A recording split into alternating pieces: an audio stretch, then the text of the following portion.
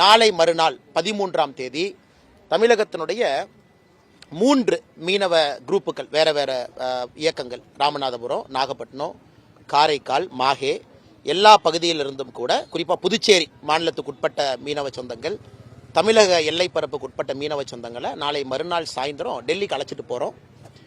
நம்முடைய வெளியுறவுத்துறை அமைச்சர் ஐயா ஜெய்சங்கர் அவர்கள் மொரீஷியஸ்லேருந்து வந்த உடனே முதல் வேலையாக நம்முடைய மீனவ சொந்தங்களை சந்திக்கிறாங்க. இதில் குறிப்பாக ராமேஸ்வரம் பகுதியில் உண்ணாவிரத போராட்டம் இருந்த மீனவ சொந்தங்களையும் வர சொல்லியிருக்கோம். அதனுடைய தலைவர்கிட்ட நானே பர்சனலாக தொலைபேசியில் என்று காலை பேசி, அண்ணா நீங்களும் வரணும், உங்களுடைய குறைகள் என்ன இருந்தால் அமைச்சர்கிட்ட சொல்லுங்கன்னு சொல்லியிருக்கோம். அதே போல் தமிழகத்தினுடைய மீனவ பேரவைத் தலைவர் அண்ணன் அன்பழகன் அவர்களுக்கு தொலைபேசி மூலமாக அழைச்சு, அண்ணன் நீங்களும் உங்கள் பிரதிநிதிகள் தமிழ்நாடு முழுவதும் புதுச்சேரி முழுவதும் கூட்டிகிட்டு வாங்கன்னு சொல்லியிருக்கோம். அவரும் வர்றாரு. பாரதிய ஜனதா கட்சியினுடைய தலைவர்கள் போகிறோம். கிட்டத்தட்ட 35 மீனவர்கள் தலைவர்களோட போய் நம்முடைய அமைச்சர் ஐயா ஜெய்சங்கர் ஐயா கிட்ட ஒரு நீண்ட நெடிய ஒரு மீட்டிங் அங்கே நடக்க இருக்கு. ஸோ நிச்சயமாக ஒரு நல்ல செய்தி வரும் என்கின்ற நம்பிக்கை. நான் போறப்பெல்லாம் நல்ல செய்தி தான் கொடுத்துட்டு வர்றோம். இன்னைக்கு மீனவ சொந்தங்கள் கேட்கக்கூடிய முக்கியமான குற்றச்சாட்டுகள் இருக்கு. அது நம்ம மேல தவறு இல்லை. அது இலங்கையில் புது அதிபர் வந்த பிறகு கைதுகள் அதிகமாக இருக்கு. எல்லா முயற்சியும் எடுத்துக்கொண்டிருக்கின்றோம். அதனால் இது ஆக்கப்பூர்வமாக பேச்சுவார்த்தை நடத்தி சுமூகமான ஒரு தீர்வை கொடுப்பதற்கு தமிழக பாரதிய ஜனதா கட்சி முயற்சி எடுத்துக் கொண்டிருக்கின்றோம். அதுவும் பத்திரிகை நண்பர்களுக்கு இந்த நேரத்தில் நாங்கள் தெரியப்படுத்துறோம்.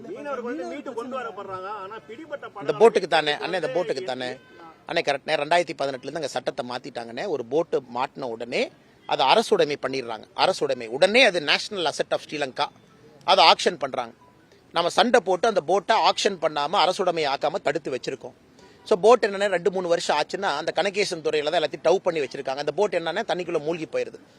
போன முறை பிரதமர் ஐயா போகும்பொழுது மஹிந்த ராஜபக்சே அவர்கள் ஒரு 100 போட்டை மனிதாபிமான அடிப்படையில் ரிலீஸ் பண்ணாங்க.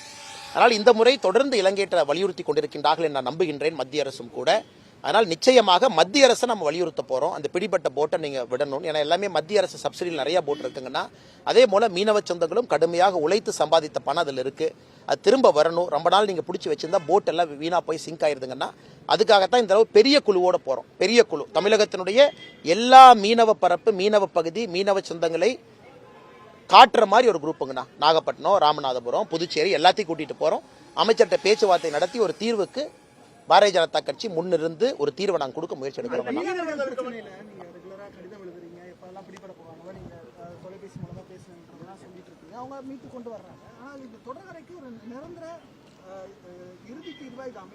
அண்ணா இதுல 2-3ங்கண்ணா. இதற்கு முன்பு இலங்கை அதிபர் ஐயா ரணில் விக்ரமசிங்கே அவர்கள் இருந்த பொழுது ஒரு சில பேச்சுவார்த்தைகளை இந்திய அரசு நடத்தியதாக நான் அறிகின்றேன். குறிப்பாக இலங்கை கடற்பகுதிக்குள்ள தமிழக மீனவர்கள் மீன் பிடிச்சாலும் அதுக்கு ஒரு லைசன்ஸ் கொடுக்க முடியுமா, இதுக்கு ஒரு தீர்வு வேணும்.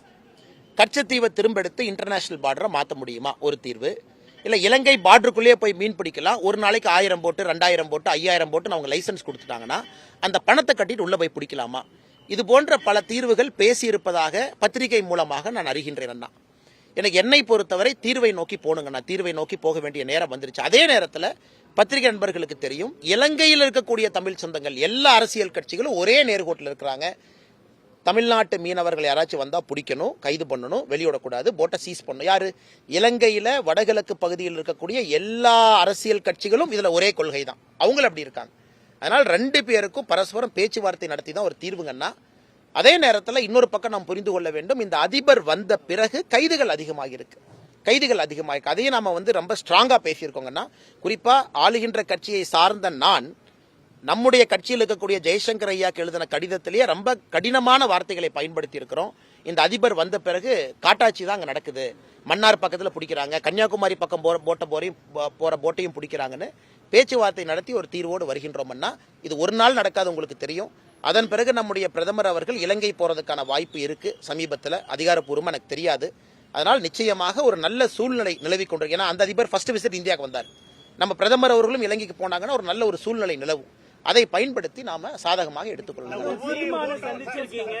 ஆனால் லிக்கர் ஸ்கேம் எங்களை பொறுத்தவரை மேற்கட்ட தகவல்கள் நிறைய பத்திரிகையில் நானும் படிச்சேங்கன்னா, மேற்கட்ட தகவல்கள் தமிழ்நாட்டில் கிட்டத்தட்ட 1000 கோடி ரூபாய்க்கு மேல பிளாக் மணி இந்த லிக்கர் கம்பெனிகள் மூலமா திரும்ப ரீஃபண்டல் ஆயிருக்கு.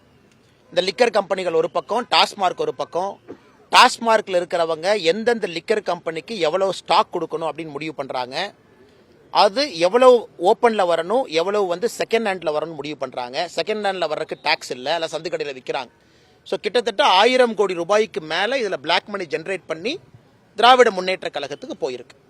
இது டெல்லியில இதே மாடல் ட்ரை பண்ணாங்க, சத்தீஸ்கர்ல இதே மாடல் ட்ரை பண்ணாங்க. டெல்லியில முதலமைச்சர் உட்பட சிறைக்கு போனாங்க. சத்தீஸ்கர்ல முதலமைச்சருடைய அலுவலகத்திலிருந்து சோதனை நடந்துச்சு. அதனால தமிழகத்தை பொறுத்தவரை இடி அவர்கள் அதிகாரப்பூர்வமாக தெரிவிக்கட்டும்.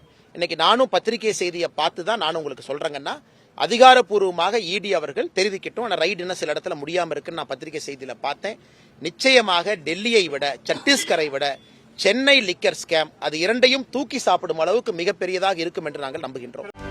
செய்திகளை உடனுக்குடனும் துல்லியமாகவும் தெரிந்து கொள்ள சப்ஸ்கிரைப் பண்ணுங்க.